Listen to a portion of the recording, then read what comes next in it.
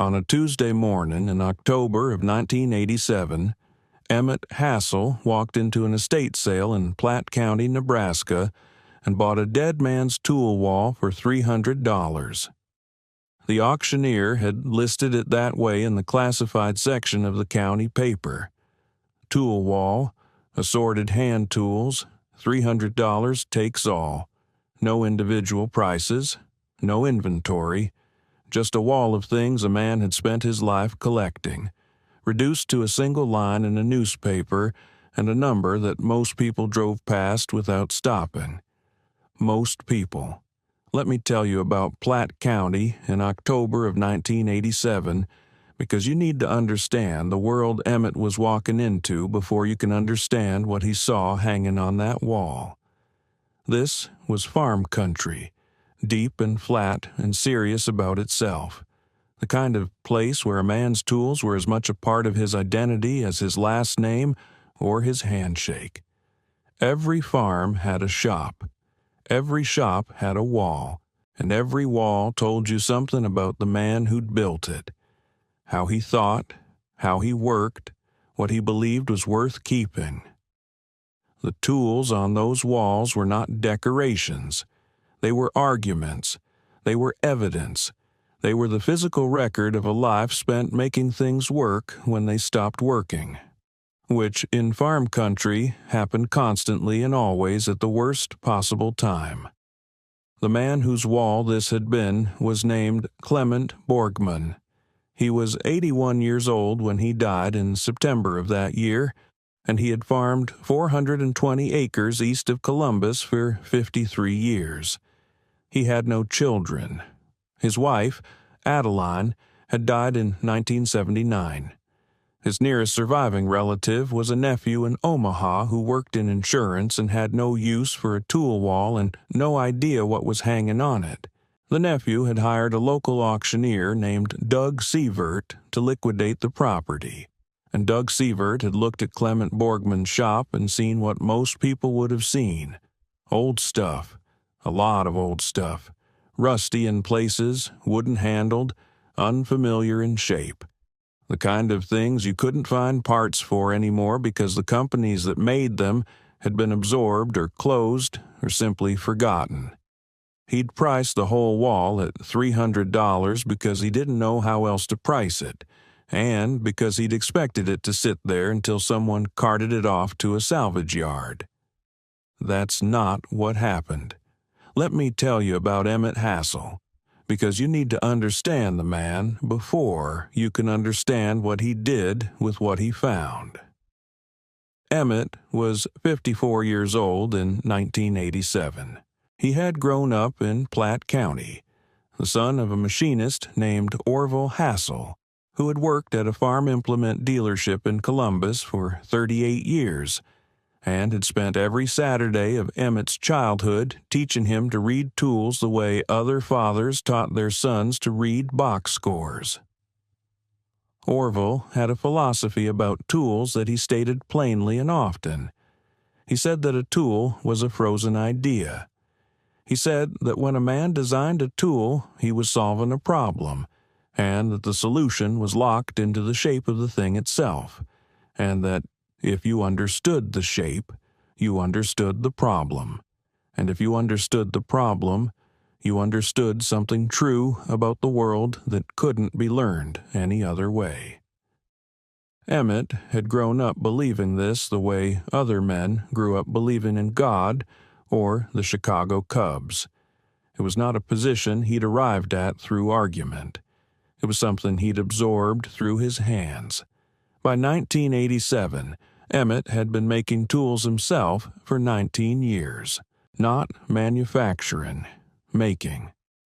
One at a time, in a shop behind his house on the county road east of town, using a metal lathe he'd bought in 1971 and a drill press that had belonged to his father, and a forge he'd built himself from a brake drum and a length of pipe and a blower salvaged from a furnace somebody was throwing away. He made specialty tools, odd things, pullers and extractors and gauges for applications that the catalogs didn't cover, for farmers and mechanics who needed something specific that didn't exist in any store. He charged what the work cost him in time and materials and not much more, because that wasn't really why he did it. He did it because Orville had told him that the highest form of problem-solving was to make the thing that solved the problem, and Emmett had never found a reason to disagree. He was not a wealthy man. He was not a prominent man. He was not the kind of man whose name appeared in the paper, except in the context of church directories, or the occasional letter to the editor about road maintenance. He drove a 1979 Ford pickup that needed a new exhaust and got it every 3 years, whether it needed it or not, which was his idea of a joke. He wore canvas work pants and flannel shirts and a cap from a seed company that had gone out of business in 1983, which he wore not out of loyalty, but because it still fit and there was nothing wrong with it.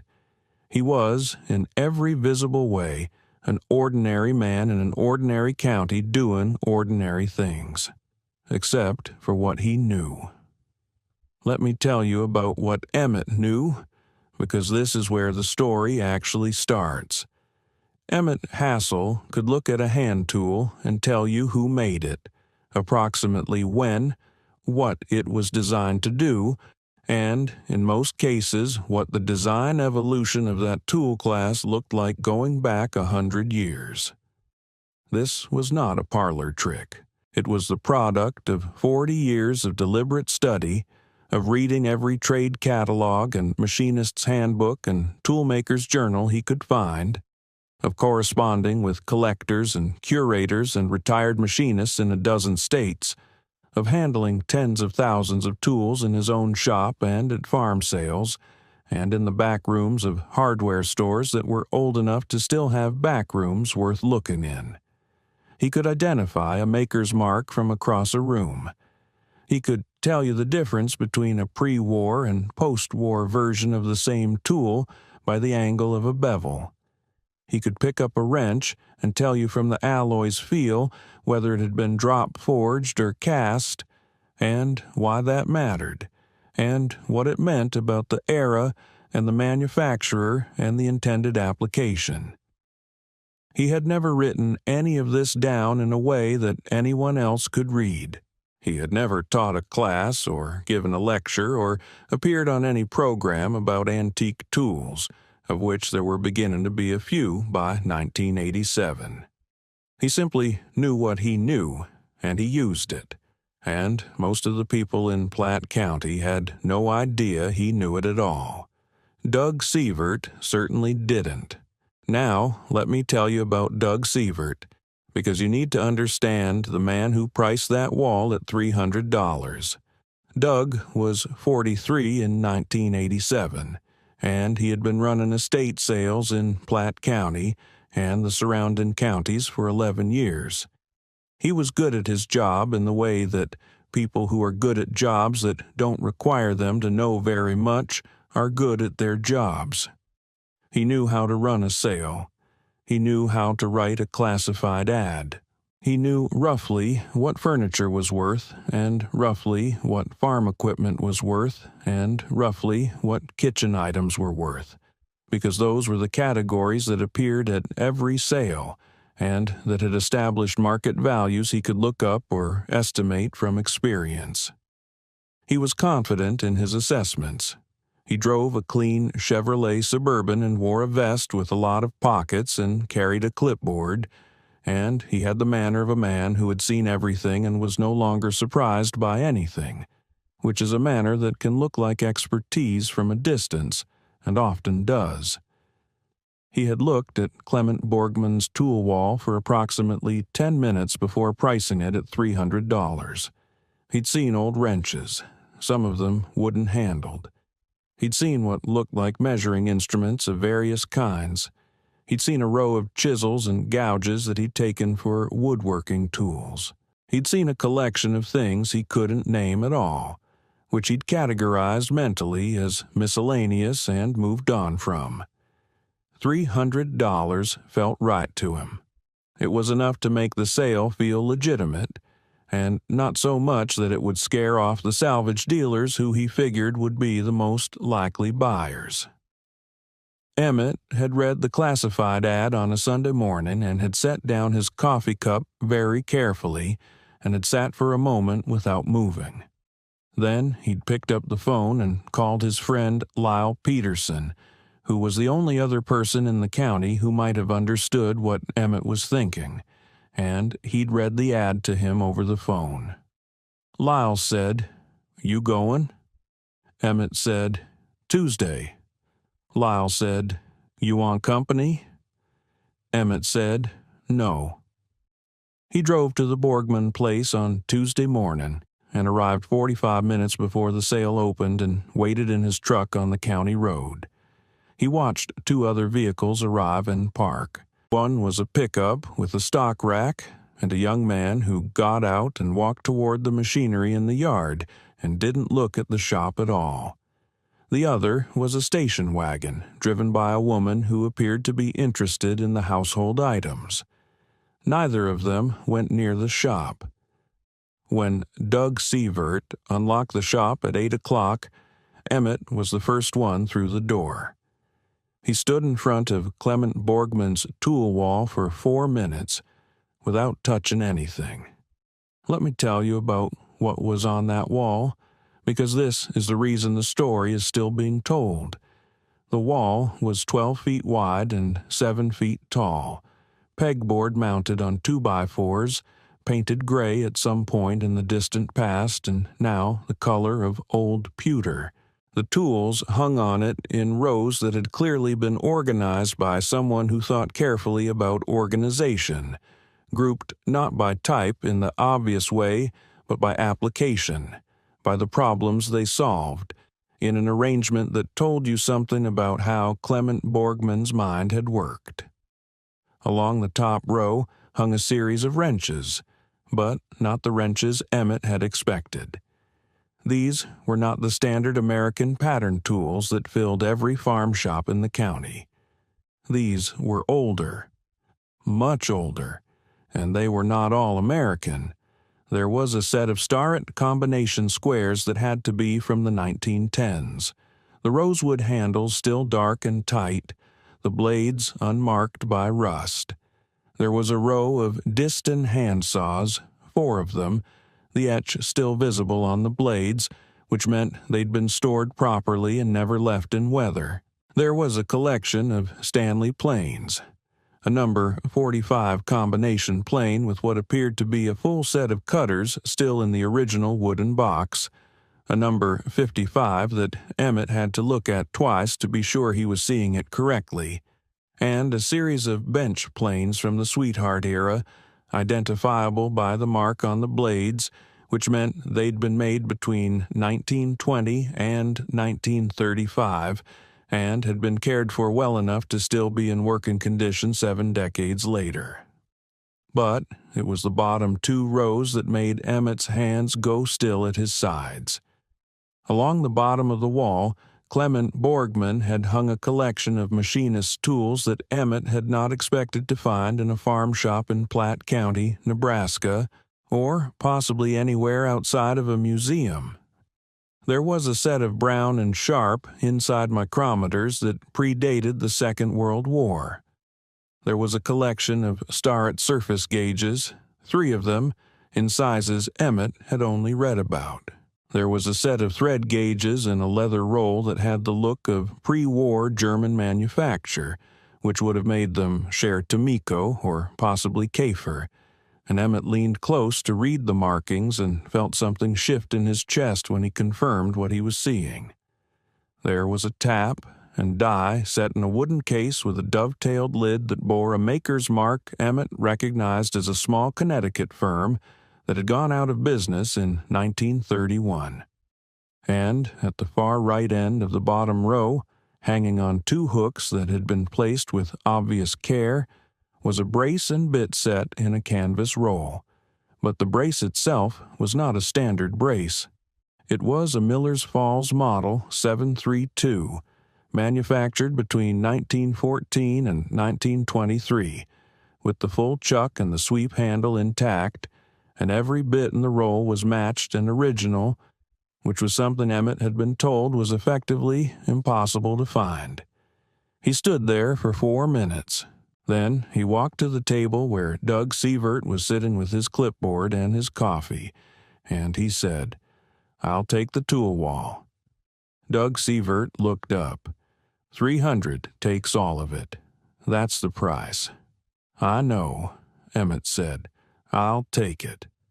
Doug Sievert wrote it down and took Emmett's check, and that was the transaction. $300. Emmett loaded the tools himself, carefully, wrapping each piece in the moving blankets he'd brought in the bed of his truck, taking 4 hours to do it properly, which was longer than the rest of the estate sale lasted. By the time he was done, the woman from the station wagon and the young man from the pickup had both gone home, and Doug Sievert was locking up the house, and Emmett was still in the shop, taking down the last row of tools with the same deliberate care he'd given to the first. Doug Sievert walked over while Emmett was loading the final box. He looked at the truck bed, at the careful rows of wrapped tools, and he said, "You know what any of that stuff is worth?" Emmett said, "Some of it." Doug Sievert nodded in the way that people nod when they're not really listening. "Old stuff," he said. "You never know." He got in his Suburban and drove away. Emmett sat in his truck for a moment before starting the engine. Then he drove home. Now, let me pause here and ask you something. What do you think Doug Sievert believed he'd sold that morning? He believed he'd moved a wall of old tools to a collector or a salvage man, and he'd gotten $300 for it, which was what he'd priced it at, which meant the transaction had gone exactly as expected, which was the definition of a good day's work in his business. He had no reason to question any part of it. He'd seen the tools, he'd assessed them, he'd priced them. The system had worked. The system had also left something like $40,000 on a pegboard in a dead man's shop in Platte County, Nebraska, and handed it to the one man in the county who knew what it was. Let me tell you about what Emmett found when he got the tools back to his shop and began the process of examining each piece properly, because the inventory he assembled over the following 3 weeks is the reason the story matters. He worked methodically, the way his father had taught him to work, starting at the top of the wall and moving down. He cleaned each tool with the appropriate solvent and the appropriate cloth and examined each surface under a magnifying lamp he'd built himself from a gooseneck fixture and a jeweler's loop. He checked every maker's mark, every patent date, every model designation. He consulted the reference books on his shelf, which filled 2 full shelves and included catalogs and handbooks going back to 1887. He made notes in a spiral-bound notebook in his small, precise handwriting, and the notes filled 31 pages. The Starrett combination squares were from 1912 and 1914, and they were in better condition than any Emmett had handled in 30 years. The Diston saws were a matched set from the 1890s, and the etch on the blades was the clearest he'd ever seen on tools that age. The Stanley No. 55 combination plane was a Type 1, manufactured between 1897 and 1902, which was the first production run of a tool that was already considered rare in its later versions and was nearly mythological in its earliest form. The full cutter set was present and original. The wooden box was intact. The tool was in working condition. Emmett sat with the number 55 for a long time. The tap and die set from the Connecticut firm was exactly what he'd suspected. Pre-1931, complete in the original case with the original wrench and the original documentation card still tucked into the lid. The thread gauges were indeed German, pre-war, and of a quality that Emmett had read about but never handled. The brown and sharp micrometers were in calibration, which was something he verified with his own gauge blocks, and the fact that they were still in calibration after 50-plus years of storage told him something specific and important about how Clement Borgman had cared for his tools. He had cared for them the way a man cares for things he intends to last beyond him. The Miller's Falls brace was the piece that took Emmett the longest to assess, not because he was uncertain about what it was, but because he wanted to be absolutely certain before he wrote down what he believed it was worth. He spent 2 evenings with it and his references before he wrote the number in his notebook. He wrote it, looked at it, and then closed the notebook and went inside and ate dinner. He did not call Lyle Peterson that night. He didn't call anyone. He sat in his kitchen with his coffee and thought about Clement Borgman, whom he had never met, and about what it meant that a man could spend 53 years farming 420 acres and collecting tools of this quality and caring for them with this precision, and die with a nephew in Omaha who worked in insurance and had no idea what was in the shop. He thought about Orville's idea of a tool as a frozen idea. He thought about what it meant to freeze an idea that carefully, that completely, and then have no one to thaw it. The total appraised value of the tools Emmett Hassel had purchased for $300 was, by the conservative estimate he assembled over 3 weeks of careful work, somewhere between $38,000 and $44,000. That was 1987 money. That was the figure based on comparable sales at auction houses in Chicago and New York, and on the prices published in the collector journals he subscribed to, and on conversations he'd had over the following months with 3 dealers in antique tools who were considered authoritative in their respective specialties. $38,000 to $44,000 for $300. Now, let me tell you about what Emmett did with this information, because this is the part that most people get wrong when they hear the story. He did not sell the tools, not immediately, and not most of them ever. He kept the Stanley planes because he used them, because a Type 1 number 55 in working condition is not a museum piece to a man who knows how to use it. It is a tool, and tools are meant to be used, and Clement Borgman had kept them in working condition for a reason. He kept the Brown and Sharp micrometers for the same reason. He kept the thread gauges and the tap and die set because they filled gaps in his own shop's capabilities that he'd been working around for years.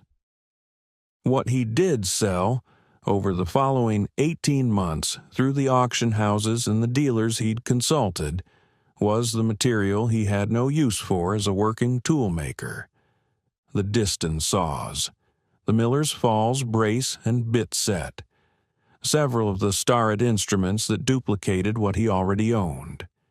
He sold them carefully, one piece at a time, to buyers who knew what they were getting, and he got prices that reflected what the tools actually were. The money he made from those sales, not all of it, but most of it, he used to buy a surface grinder that he'd been wanting for 11 years and couldn't otherwise have afforded. He told Lyle Peterson about it eventually, about 6 months after the sale, over coffee at the diner in Columbus on a Saturday morning. He told it the way he told most things, which was plainly and without embellishment, and Lyle listened and drank his coffee and at the end said, "What did Sievert say when he found out?" Emmett said, "I don't know that he found out." Lyle said, "You think he'd want to know?" Emmett thought about it. "I think he'd want to have priced it differently," he said. "I don't know that he'd want to know why he couldn't." That distinction mattered to Emmett. It was the kind of distinction his father had made, the kind that separated knowing something from knowing what it meant. Doug Sievert did find out eventually. It was the following spring, 1989, at a farm auction in Colfax County where they both happened to be, and someone who'd heard the story from Lyle introduced the subject in the way that people introduce subjects they know will be uncomfortable, which is to say with a kind of cheerful casualness that doesn't fool anyone. Doug Sievert heard the rough outline of what the Borgman tools had been worth and what Emmett had paid for them, and his face went through several changes in quick succession before settling on something that was trying to be neutral. He looked at Emmett and said, "You knew what was on that wall when you walked in?" Emmett said, "I had a pretty good idea." Doug Sievert said, "You should have said something." Emmett looked at him for a moment. "You priced it," he said. "That's your job. I paid the price. That's mine." Doug Sievert didn't have an answer for that.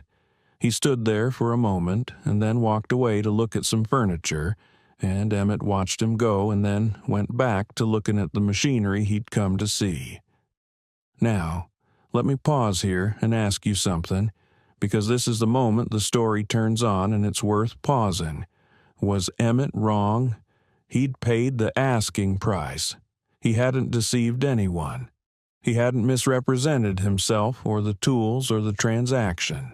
He'd simply known something that Doug Sievert didn't know, and he'd acted on that knowledge, which is what knowledge is for. The estate sale system operates on the principle that the seller prices what they have, and the buyer decides whether to pay it, and both parties are responsible for knowing what they're dealing with. Emmett had fulfilled his half of that equation with extraordinary precision. Doug Sievert had fulfilled his half with a 10-minute assessment and a number that felt right. The question the story asks is not whether Emmett was wrong. The question is what it means that the same wall of tools could be worth $300 to one man and $40,000 to another, and what that gap represents, and who is responsible for it. Emmett's answer, which he never stated directly, but which his actions made clear, was that the gap represented knowledge, and that knowledge was the product of a lifetime of deliberate attention, and that the value of that attention was exactly the gap.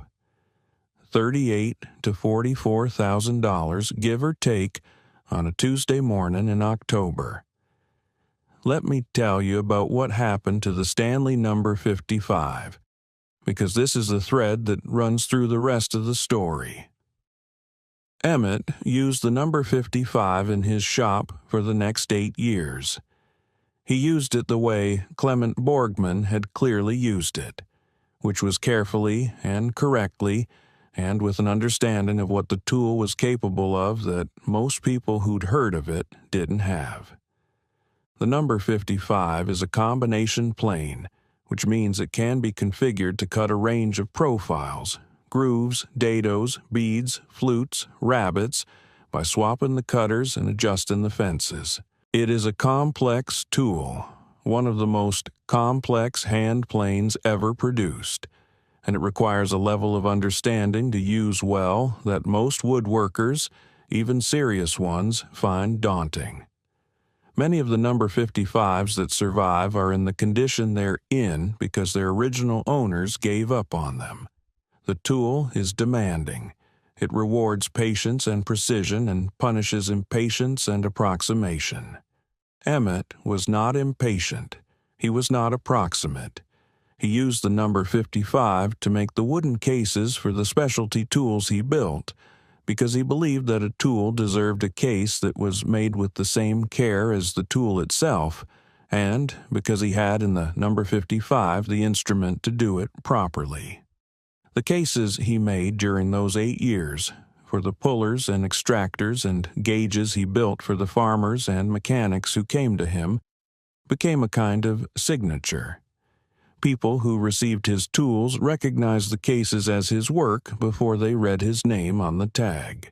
In 1995, Emmett's son, a man named Gerald Hassel, who was 31 years old and had grown up in his father's shop the way Emmett had grown up in Orville's, asked him about the number 55. Not about where it had come from. He knew the Borgman story, but about the tool itself, about what made it worth keeping in use rather than preserving as a collector's piece. Emmett thought about the question for a moment. Then he said, "A tool that isn't used is just a shape. The idea's still frozen." Gerald understood what his grandfather had meant by that. He had grown up hearing Orville's philosophy secondhand, through Emmett, and it had become his own, the way inherited things become your own when you've lived with them long enough. He was not a toolmaker the way his father was. He'd gone into agricultural equipment repair, which was a different application of the same underlying knowledge, but he understood tools the way Emmett understood them, which was his frozen ideas waiting to be thawed. He started coming to estate sales with his father that year.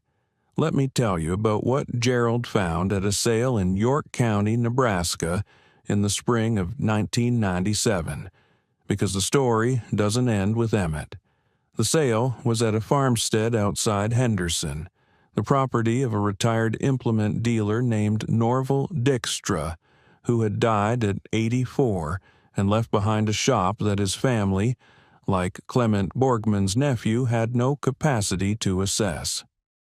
The family had hired an auctioneer. The auctioneer had done what auctioneers do, which was price things based on what they looked like to someone who didn't know what they were looking at. There was a tool chest in the back of the shop, a machinist's chest, 7 drawers that had been priced at $40 because it was old, and the drawers were stiff and the finish was gone from the top. Gerald opened the first drawer. He looked at his father. Emmett looked at the drawer. He looked at the chest. He looked at the maker's mark on the inside of the top drawer, which was a mark he recognized immediately, and which Gerald, standing beside him, also recognized because Emmett had shown it to him in a catalog photograph 10 years earlier. The chest was a Gerstner, not a recent one, not a post-war one. A pre-war Gerstner from the period when the company was still using quarter-sawn oak for the cases and fitted brass hardware that was machined to tolerances that later production couldn't match. The drawers were stiff because the wood had swelled with humidity over the years, not because anything was broken. The finish was gone from the top because someone had set something wet on it once, decades ago, and it had never been refinished. The interior was intact. The felt was original, and the drawers were full. Gerald looked at the auctioneer, who was across the shop talking to a man about a tractor. He looked at his father. Emmett said, $40. Gerald paid the $40. He spent the following 4 months restoring the exterior of the chest, not refinishing it in the sense of making it look new, but stabilizing it, treating the wood, fitting the drawers so they moved the way they were supposed to move, which was smoothly and with the specific resistance of well-fitted hardwood in a well-made case.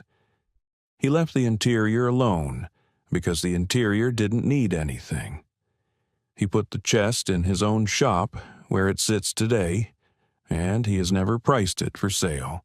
And when people ask him what it's worth, he gives them the same answer his father gave Doug Sievert in 1989.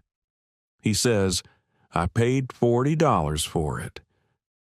Now, let me tell you about what happened in the fall of 2003, because this is where the story finds its fullest shape. By 2003, Emmett was 69 years old and had been attending estate sales in a 6-county area of Nebraska for 32 years. He had, over that time, developed a reputation among the small community of people who knew what he knew. Tool collectors, machinist historians, a few dealers in Chicago and Kansas City who called him occasionally when they needed an identification they couldn't make themselves. He had also developed a reputation, more locally, among the auctioneers and estate sale operators in Platte County and the surrounding counties, though the nature of that reputation varied depending on who you asked. Among the people who knew what he was doing, the reputation was one of extraordinary competence and complete integrity. Among the people who didn't know what he was doing, the reputation was something else. A vague awareness that Emmett Hassel sometimes bought things at estate sales that turned out to be worth more than the price, which was uncomfortable to think about too directly, and which most people therefore didn't. Doug Zavert had retired in 1998. His business had been taken over by his son-in-law, a man named Todd Crowley, who was 41 in 2003 and had the same confident manner and the same clipboard and the same Suburban, now a newer model, and the same fundamental approach to pricing that Doug had used, which was to assess things based on what they looked like to someone who didn't know what they were looking at. Todd Crowley called Emmett in October of 2003. He called because he had an estate sale coming up, the property of a retired machinist named Clement Sorensen, who had died at 77, and the family had told him there was a shop full of tools that they couldn't assess, and someone, Todd didn't say who, had told him that Emmett Hassel was the person to call if you couldn't assess a shop full of tools. Emmett listened to the description of the property and said he'd come out and take a look. He drove out to the Sorensen place on a Wednesday afternoon and walked into the shop and spent 45 minutes going through it. Clement Sorensen had been a different kind of collector than Clement Borgman. More focused, more specialized, with a particular interest in precision measuring instruments and in the tools of the watchmaking and instrument-making trades, which overlapped with machinists' work in ways that most people didn't understand. The shop had fewer pieces than Borgman's wall, but what it had was of a concentrated quality that Emmett found himself looking at very carefully. He came out of the shop and found Todd Crowley leaning against the Suburban with his clipboard. Todd said, "What do you think?" Emmett said, "I think you should have it properly appraised before you price it." Todd said, "That's why I called you." Emmett said, "I'm not an appraiser. I'm a toolmaker. You want an appraiser? I can give you a name." Todd looked at him. "What would you pay for it?" Emmett said, "That's not a question I'm going to answer." There was a pause. Todd Crowley looked at his clipboard and then looked at the shop and then looked at Emmett. "The family wants to move the property by the end of the month," he said. Emmett said, "Then call the appraiser today. His name is Albright. He's in Omaha. He can be here by Friday if you tell him what you have." Todd called the appraiser. The appraiser came on Friday. The tools in Clement Sorensen's shop were appraised at $22,000, which was $22,000 more than Todd Crowley had been prepared to put in the classified ad, and the family sold them through a specialty auction house in Chicago the following spring, and received $19,400 after the house's commission, which was $19,400 more than they would have received if Emmett had answered Todd Crowley's question differently on a Wednesday afternoon in October. Todd Crowley called Emmett after the sale closed and said, "You could have bought that for whatever I priced it at." Emmett said, "I know." Todd said, "Why didn't you?" Emmett said, "Because that's not what I do." Todd said, "What do you do?" Emmett thought about it. "I know what things are," he said. "That's different from taking advantage of people who don't." There was a long pause on the phone. Then Todd said, "I've been thinking about the Borgman sale." Emmett said, "I know you have." Todd said, "My father-in-law priced that wall at $300. Emmett said, "He did." Todd said, "And you knew." Emmett said, "I had a pretty good idea." Todd said, "Was that right?" Emmett didn't answer immediately. He sat with the question the way he sat with tools he was trying to understand, turning it over, looking at it from different angles, feeling for the shape of it. Then he said, "Your father-in-law priced what he saw. I paid for what I knew. The difference between those two things is the whole business of knowing anything. I don't know how to make that wrong without making knowledge itself wrong." Todd Crowley didn't say anything for a moment. Then he said, "I'd like to learn more about what I'm looking at." Emmett said, "That's a different conversation. Come by the shop on Saturday." Todd Crowley came by on Saturday. He came by the following Saturday. He came by most Saturdays for the next 2 years. And what happened during those Saturdays was not a formal education, and not a series of lessons in any structured sense, but something more like what had happened between Orville Hassel and Emmett Hassel on Saturday mornings, 40 years earlier, in a different shop in the same county, which was the slow transmission of a way of seeing from one person to another through proximity and attention and the handling of actual objects. Todd Crowley did not become Emmett Hassel. That was not possible and was not the point. But he became, over those 2 years, a man who could look at a tool wall and see more than old stuff. He became a man who knew enough to know what he didn't know, which is the beginning of knowing anything. He started calling appraisers when he should call appraisers. He started asking questions he hadn't known to ask. He started looking at the organization of a shop, the way the tools were grouped, the care with which they'd been stored, as evidence of the owner's mind, which was what Emmett had been doing since 1987, and what Clement Borgman had been doing since before Todd Crowley was born. Let me tell you about the last time Emmett went to an estate sale, because the story ends there, and it ends the way the best stories end, which is with something beginning. It was September of 2011. Emmett was 77 years old and had been having trouble with his hip for 2 years, and had finally agreed, under sustained pressure from Gerald and Gerald's wife, to use a cane, which he used with the expression of a man who has agreed to something he doesn't believe in.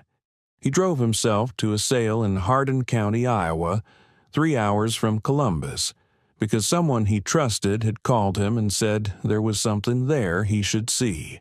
The sale was at a farmstead outside Eldora, the property of a man named Ferris Lindgren, who had been, in his working life, a pattern maker at a foundry in Waterloo, and who had maintained a shop at his farm that reflected 40 years of pattern maker's discipline and a pattern maker's specific relationship to precision. Pattern makers are a dying trade, and their tools are different from machinists' tools, and different from woodworkers' tools, and different from anything else, and the people who understand them are few enough that you can count them in most states. Emmett walked into the shop and stood in front of the tool wall for 6 minutes. Gerald was with him. He stood next to his father and looked at the wall and understood most of what he was seeing, and recognized that there were things on the wall he didn't understand, which was a different experience than the one Todd Crowley had had in Clement Borgman's shop in 1987, because Gerald understood enough to know what he was missing. Emmett said, "You see the radius gauges?" Gerald said he did. Emmett said, "The ones on the right end of the 3rd row." Gerald looked at them. "Brown and sharp?" Emmett said, "Older than that. Look at the case." Gerald looked at the case. He looked at the maker's mark. He looked at his father. Emmett said, 1908, maybe 1910. I've seen photographs of that set. I've never seen one in person. They stood there for a moment. Gerald said, "What do you want to do?" Emmett said, "I want to buy the radius gauges and the pattern maker's squares and the shrink rule set and that layout table in the corner, and I want to make sure the rest of it goes to someone who knows what it is." Gerald said, Todd's got a contact at a specialty house in Des Moines. Emmett said, "Call him." Gerald called Todd Crowley from the parking lot while Emmett went inside and bought the radius gauges and the pattern maker's squares and the shrink rule set and the layout table for a total of $420, which was not the price of ignorance this time, but the price of a conversation between the sale operator and the appraiser Todd had recommended, who had assessed those specific items at $450 and priced them accordingly. The remaining contents of the shop went to the specialty auction house in Des Moines, where they sold the following spring for $11,000, which went to Ferris Lindgren's daughter in Cedar Rapids, who had not known her father's tools were worth $11,000 and who cried when the check arrived, not entirely because of the money. Emmett drove home from Eldora with the radius gauges on the seat beside him, wrapped in a moving blanket the way he'd wrapped Clement Borgman's tools 24 years earlier. He drove 3 hours in the dark and got home after midnight and put the gauges on his workbench and looked at them under the lamp for a while before he went to bed. Gerald called the next morning and asked how he was feeling. Emmett said he was fine. Gerald said, "You going to use them or keep them?" Emmett said, "Both." Gerald laughed. Emmett said, "Your grandfather would have said the idea's still frozen until you use the thing." Gerald said, "I know." There was a pause. Then Gerald said, "Dad, I've been thinking about something." Emmett said, "What?" Gerald said, "There's a whole generation of shops out there. Guys who retired in the 80s and 90s, pattern makers, tool makers, machinists. Their families don't know what they have, the auctioneers don't know, and the people who know what to look for are—" He stopped. Emmett said, "Getting old?" Gerald said, "Yeah." Emmett said, "What are you thinking?" Gerald said, "I'm thinking somebody should write it down." There was a long silence on the phone. Emmett sat in his kitchen with his coffee, the same kitchen where he'd sat in 1987 and thought about Clement Borgman, and he thought about Orville, and he thought about the tap and die set from the Connecticut firm that had gone out of business in 1931 and about the number 55 plane that was still on his bench and still in working condition, and about the radius gauges sitting wrapped in a moving blanket on his workbench, and about what it meant to freeze an idea so carefully that it could survive 100 years and still be thawed by the right hands. He said, "You'd need photographs, good ones, and you'd need access to reference collections." Gerald said, "I know a man in Chicago." Emmett said, "I know too." Gerald said, "So you think it's worth doing?"